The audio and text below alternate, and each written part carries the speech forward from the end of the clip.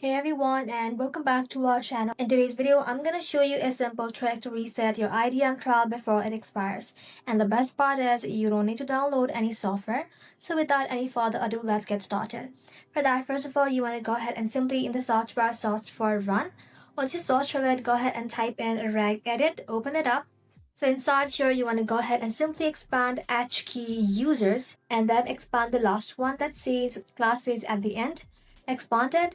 Inside here, scroll below until you find something that says wow node, and then you want to go ahead and simply expand the one that says wow at the front and node at the end. Expand it. Now inside here, you want to go ahead and search for the file that starts with 07 and ends at A7. Go ahead and search for the folder. In my case, I don't have it. But before you do that, make sure your IDM trial has expired. So once you have found it, go ahead and expand it, right click onto it, then tap on delete.